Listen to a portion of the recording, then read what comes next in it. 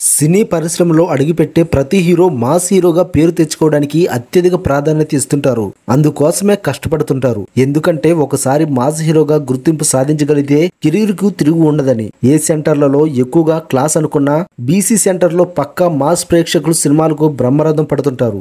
Cinema బాగుందంటే చాలు 2 సార్లు 3 సార్లు చూస్తుంటారు. కలెక్షన్లు విపరీతంగా కొల్లగొట్టొచ్చు. 2, 3 సినిమాలు ఫ్లాప్ అయినప్పటికీ ఎటువంటి ఇబ్బంది అయితే ఉండదు. బీసీ సెంటర్లో అనుకున్న స్థాయిలో కలెక్షన్లు వచ్చేస్తుంటాయి. నిర్మాత, డిస్ట్రిబ్యూటర్లు నష్టపోరు. ప్రస్తుతం తెలుగులో జూనియర్ ఎన్టీఆర్, అల్లు అర్జున్, రామ్ చరణ్ స్టార్ హీరోలుగా రాణిస్తున్నారు. వీరిలో అసలైన మాస్ హీరో ఎవరనే ప్రశ్న అభిమానుల్లో తలెత్తింది. కెరీర్ ప్రారంభంలో తారక్, ఆది, సింహాద్రి లాంటి బ్లాక్ బస్టర్ తో తిరుగులేని మాస్ హీరోగా అవతరించాడు. ప్రస్తుతం God of masses, man of masses అనే బిరుదులతో పిలిపించుకుంటున్నాడు. బీసీ సెంటర్లలో తారక్ సినిమాలకు ప్రేక్షకులు నేరాజనాలు పడుతుంటారు. దీంతో పవర్ఫుల్ మాస్ హీరోగా పేరు తెచ్చుకున్నాడు. అల్లు అర్జున్ ప్రస్తుతం పుష్ప 2 సినిమా చేస్తున్నాడు. పుష్ప 1, పుష్ప 2 ద్వారా మాస్ లో ఫాలోయింగ్ ను బాగా పెంచుకున్నాడు అల్లు అర్జున్. ఈ సినిమాలకు ముందు క్లాస్ హీరోగా పరిశ్రమలోకి ప్రవేశించి కొంతకాలం క్లాస్ హీరోగా కొనసాగాడు.